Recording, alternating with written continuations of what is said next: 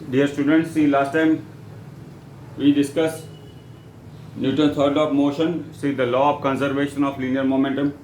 Okay, we also saw about equilibrium of forces. Okay, now what is equilibrium of forces?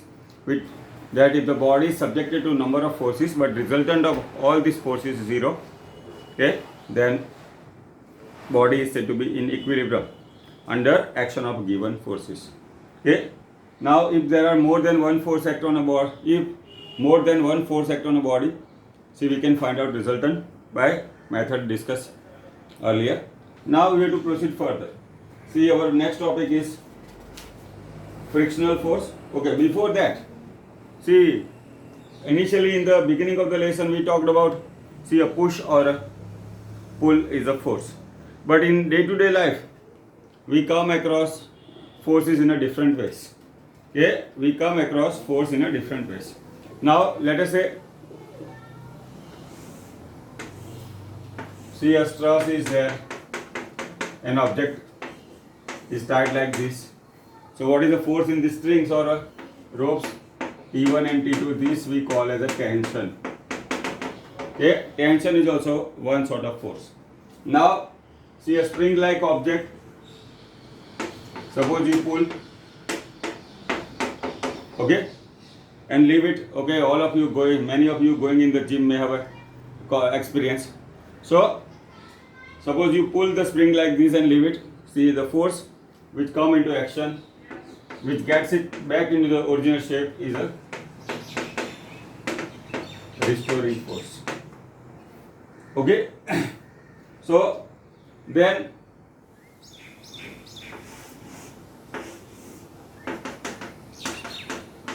now let us say in a vessel there is a vehicle, there is a water, sorry.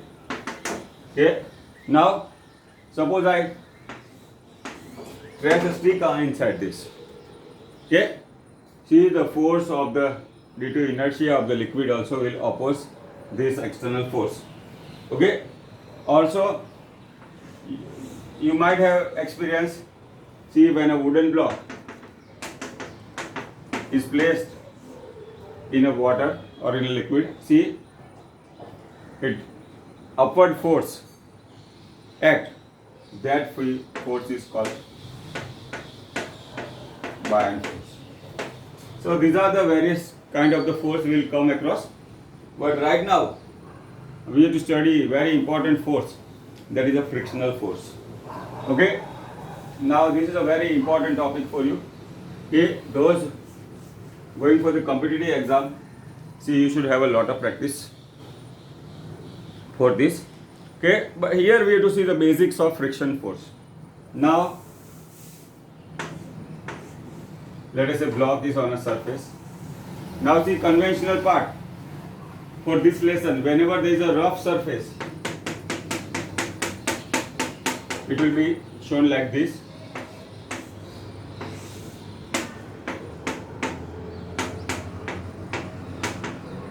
Here it will be smooth surface. That is a general convention accepted here. Now see, the question is how the friction force is caused. Now see, the frictional force is caused because of the roughness of the surface in contact. Now suppose, see a surface is there. Okay, a ball is allowed to roll like this. See, after covering some distance, it will stop. If you take a smooth surface like a glass, okay, for example, let us say for ground, on a horizontal ground it will cover some distance, but if I take a smooth surface like glass, it will cover more distance, but ultimately it is going to stop. Why? Because the force of friction is there in a comparatively smoother surface like plywood or glass also. So basically the frictional force is caused because of the roughness of the surface in contact. Now let us say our ball is one surface and this is the second surface. See, the frictional force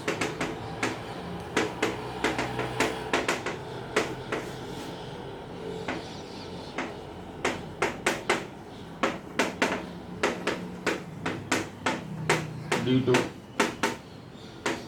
roughness of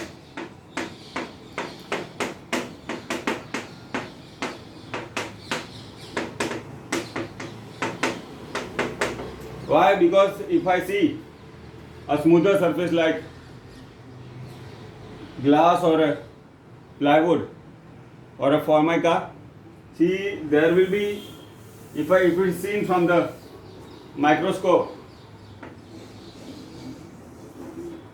see there are some borders like this. This is called ridges and valleys. Okay, ridges and valleys. Now at microscopic level, it is found, it is like this. See, when a ball is allowed to fall, see it will stuck here. Okay, that is called cold welding in the language of physics. This is some interlocking.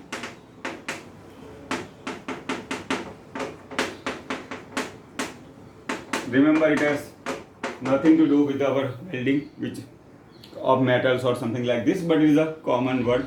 It is a word used in the terminology. So see what you have done, given the force, it will come out. Then it will stuck again here. Then also it comes out. But every time it comes out, see whatever energy supplied, part of the energy is used. So as it moves further, its energy will decrease and finally it will come to stop. So what we have observed, see motion is in this direction, but frictional force will act in the opposite direction. So the one important thing you have to keep in mind, see that frictional force is always in the opposite direction of the motion. See, the frictional force is always in opposite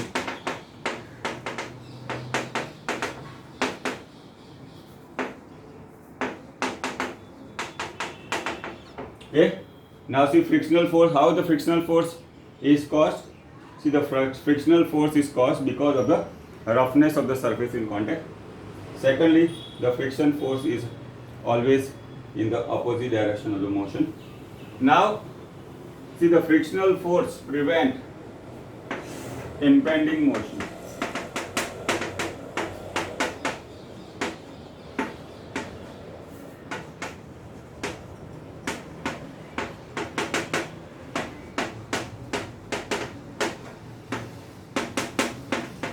See what is impending motion?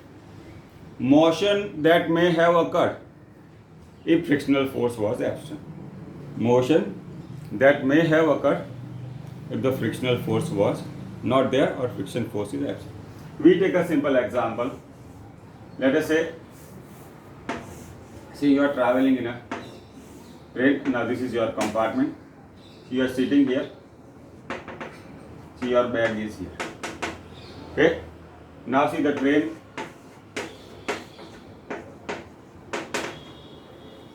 moves in the right hand side direction. See between the base of the compartment, that is flooring of the compartment, and your bag. Okay. Now see the train moves in the right hand side direction, so naturally the floor also moves in this direction. If there is no sufficient friction, if there was no sufficient friction, so that there would be have a relative motion between the bag and the floor. Okay, and see this bag will collide on the back part of your compartment. Okay, that is the rear part of the compartment. But see what we observed, that bag doesn't move. Bag doesn't move. Now if the floor is moving in this direction, see that pull is because of the force of the engine of the train. Now if this pull was the only force, okay, then there would have some motion, but or that motion we call as an impending motion. But see, the bag doesn't move. Why? Because this frictional force between the bag and the surface or the flooring surface prevent the motion of the bag. So it has prevented, this frictional force has prevented the motion of the bag. Okay, that force is friction force that has prevented impending motion. Or what is impending motion? Motion that may have occurred if the friction force was not there or friction force was absent. So these are the basic things. First, the frictional force is caused because of the due to roughness of the surface in contact. Frictional force is always in opposite direction of the motion. Frictional force prevent impending motion. Okay. See, one more thing we will see that, see the frictional force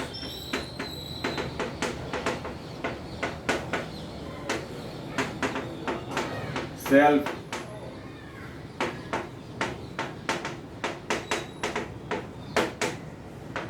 okay, this we'll see later in detail, but right now this is the basics of the frictional force.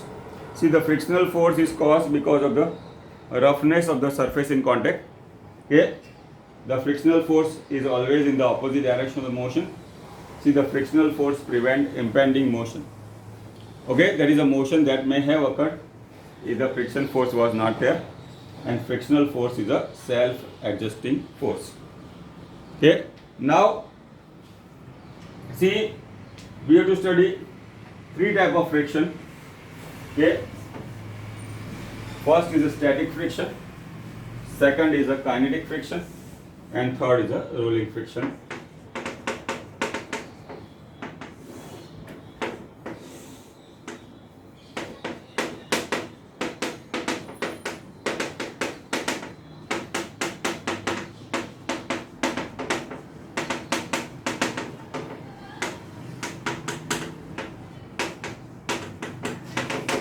Okay, three types of friction we have to study. One is a static friction, second is a kinetic friction, third is a rolling friction.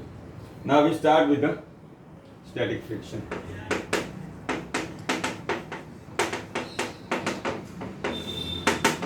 Okay, so these are frictional force act when the one surface rests on the other surface. Let us say a block is resting on a table or on a surface. Okay, now see, the block is resting on the surface. Okay, let us say initial position is like this. Okay, right now the block is stationary. Now we apply some external force.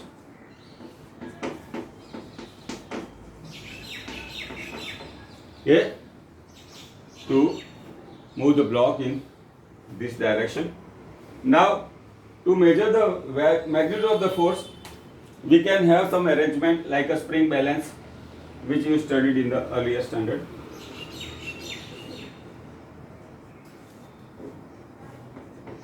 Now it has some scales on that.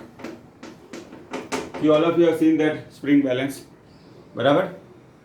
કે પેલું આપણું C ગેસનું bottle આપવાવાળું આવે છે ને, he carries with him, અથવા પસ્તીવાળો. Okay, so now this is our external force. See, initially the pointer was at 0. Initially the pointer was at 0. Now see, you are given some force. See, the pointer has moved to, let us say, 2. Okay, but the block doesn't move.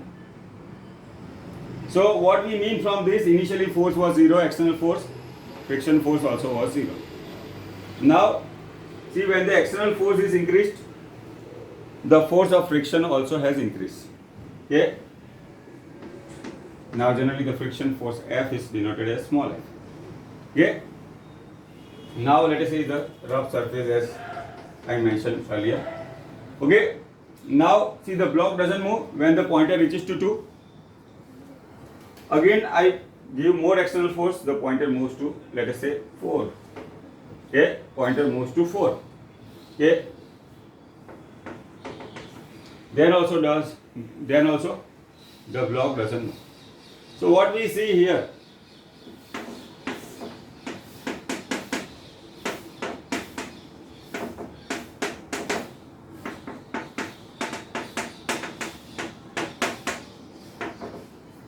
initially when the external force was 0, frictional force also was 0. Now when external force increases, the frictional force also increases. So there is some linear relation. Okay.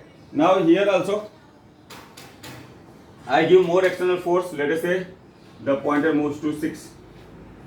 Okay. Then also the block doesn't move. What do this suggest? That the frictional force also has increased. So with increase in external force, see the force of friction also has increased. So that's why, as I told, the frictional force is a self-adjusting force. Okay, frictional force is a self-adjusting force. Okay, these are all some basics. You do not need to draw the diagram in the exam, but this was just for your better understanding. Now, see here, static friction force. See the force, friction force acting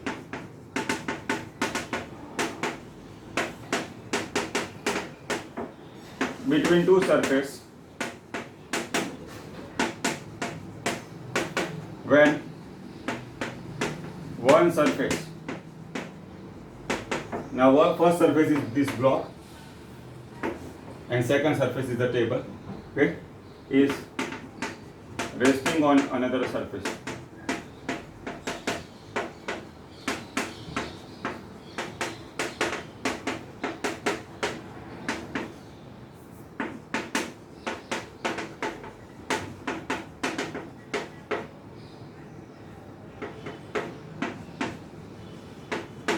Okay, so frictional force acting between two surfaces when one surface is resting on the other surface is called the static friction force.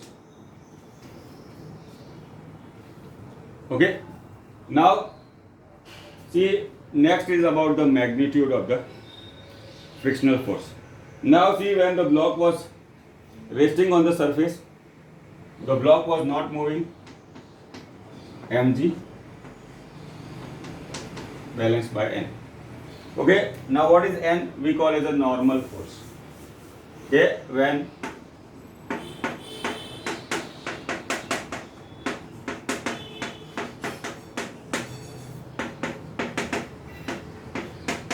as I told, the gravitational force also is a force. Okay, balanced by n is a normal force. Sometimes okay, it is denoted by n. Now, as I told, see, when external force is increased, the block doesn't move. When some more force is applied, the block doesn't move. But we require some minimum force to move the block on the surface. Okay? We require some minimum external force for which the block will start moving in the direction of external force. At that time, see, the frictional force between these two surfaces is called the maximum static friction force. See, remember, it is very important. See, the minimum external force for which the block will start moving in the direction of external force. See, the frictional force acting between two surfaces is called the maximum static friction force, that is denoted as Fs max.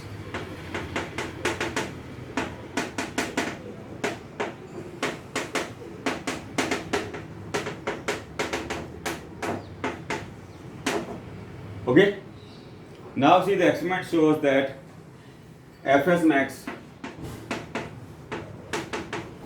is proportional to n. What is n? See, that is a normal force we have discussed. So this Fs max, if I put some proportionality constant, mu s into n. What is mu s? is a coefficient of static friction. Okay, now see mu s is a coefficient of static friction. See, the value of mu s depend on the nature of the surface. Value of the coefficient of static friction depends on the nature of the surface. Now mu s is a constant depending on the nature of the surface in contact. Okay, you can see sometimes they ask like this, what is the unit and dimension of mu s? Okay, but it is a ratio. See, what we can say, mu s is Fs max upon n. This is also force, this is also force. Both have the same unit, so that will be cancelled. Okay, so it is a dimension, unitless quantity. So see, the maximum static friction force depends on the normal force n. See, we have put some constant. See, Fs max is proportional to n. We have put some constant mu s. Mu s is a coefficient of static friction. Okay. Now value of mu s depend on the nature of the surface and context. So this is about the static friction. See, Fs max, when the external force is less than Fs max, the block will not move.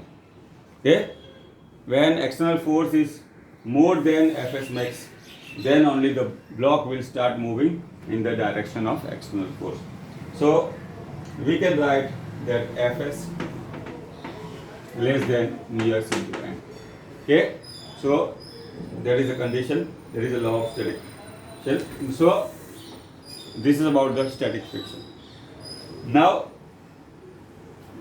next is a kinetic friction. Next we have to see is the kinetic friction. See what we have seen, basic in the friction. See, the frictional force is caused because of the roughness of the surface in contact. See, the frictional force is act on always in the opposite direction of the motion. Okay, the frictional force act always in the opposite direction of the motion.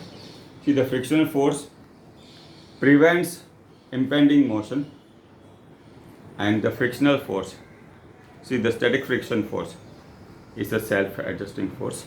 See, we have seen the static friction. See, the frictional force acting between two surfaces when the one surface rests on the other surface is called the static friction force.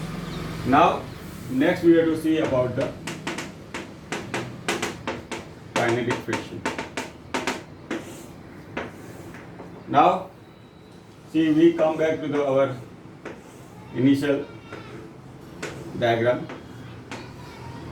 Now this is our external force.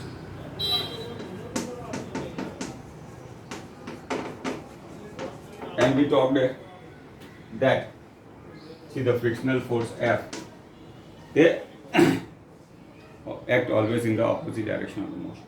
Now once the external force has exceeded Fs max, see, the block will start moving in the direction of external force. But then also the frictional force will be there. Now see, there will be the relative motion between two surfaces, that is the block and the second surface table. Okay. So what is kinetic friction? Okay.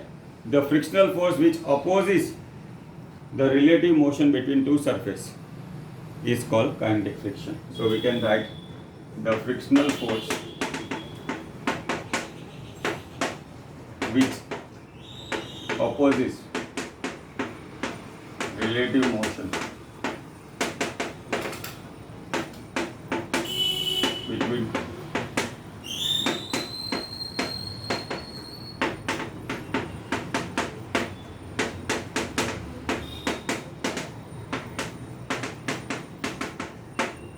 okay. Now see what happened. This is our external force. See, the motion is in this direction.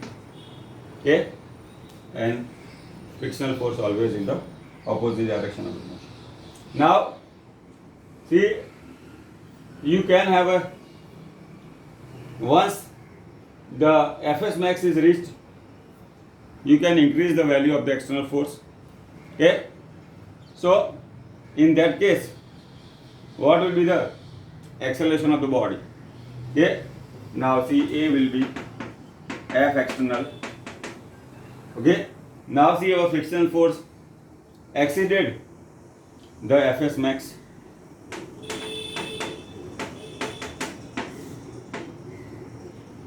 M is the mass of the block. Okay, M is the mass of the block. Okay, now if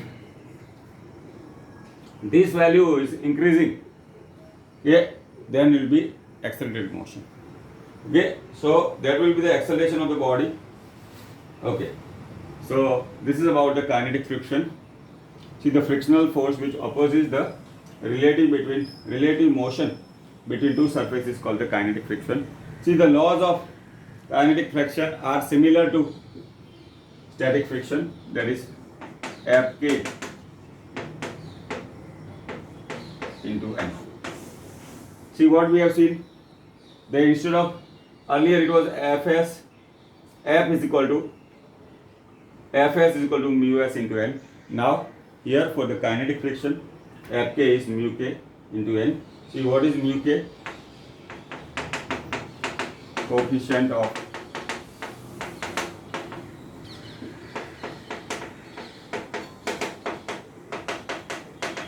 now initially you supplied Fs max, the object will start moving. Now the object continues motion in the direction of external force, so the friction will have reduced. So naturally this mu k also will be mu s. See, the coefficient of static friction is larger than kinetic friction, or see, the coefficient of kinetic friction is less than coefficient of static friction.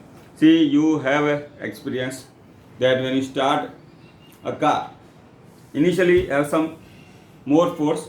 Once the pull of the engine exceeded the maximum static friction force, see, the car moves because of the pull of the engine. There is a power developed by the engine, but we see the frictional between the tire of your vehicle or a car and the road is also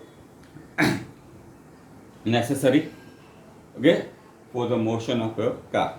So that we'll discuss later on. The friction is an unnecessary element, okay, or you can remember, see, the motion of the vehicle on a road is because of the friction between the tire of the vehicle and the road. Now this is about the kinetic friction. See, we have seen that once the external force has exceeded Fs max, see, the body will start moving in the direction of external force. But again at that time also, see, the frictional force will be there, okay, that will oppose the motion between the two surfaces. But what we see, if you want to continue the motion, we by our suppose we are driving a two-wheeler, the power is produced by the engine.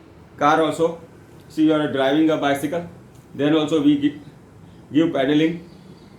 That power comes from the muscle of the body, that is because of the muscular energy, okay.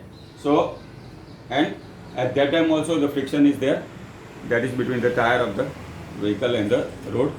So this is about the kinetic friction. See, we have studied two type of friction here today. See, the first is a static friction. See, the frictional force come into action when one surface rests on the other surface is called the static friction, and the second is a kinetic friction. See, there is a frictional force which opposes the relative motion between two surfaces called the kinetic friction. Now, see, one interesting thing we have to see here. See, here we saw that the block was on the horizontal surface. Now, what happens if the block is on an incline?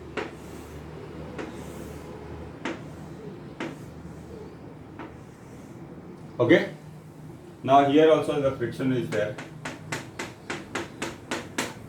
but block doesn't move. Yeah. So see the equilibrium of the forces. See if the block doesn't move. See the system is in equilibrium. What is the meaning of equilibrium of a system? That we have seen resultant of all the forces is 0. Let us say theta is the angle or the incline. See the weight of the body is L. Gravitational force always in this downward direction. Now what are the forces here? Okay, now see from the geometry of the figure, we can say this is 90 degree. This will be 90 minus theta. These two are complementary. This angle also will be theta. Okay, now we consider the equilibrium. Mg is the force, mg cos theta, and another component will be. Okay, now see the normal force N. Okay, normal force balance mg cos theta. See the weight component of the weight tries to bring the block in downward direction, but block doesn't move. So that should be a force which balances mg sin theta. See, that is our frictional force. As I told earlier, see the frictional force opposes the impending motion. So if this F friction force was not there, see mg sin theta would have bring the block downward direction. So we can say the force F is equal to mg sin theta. See the normal force N is equal to. See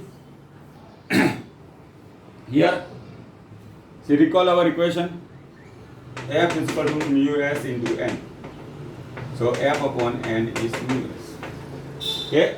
Now what happens if I take F upon N mg sin theta?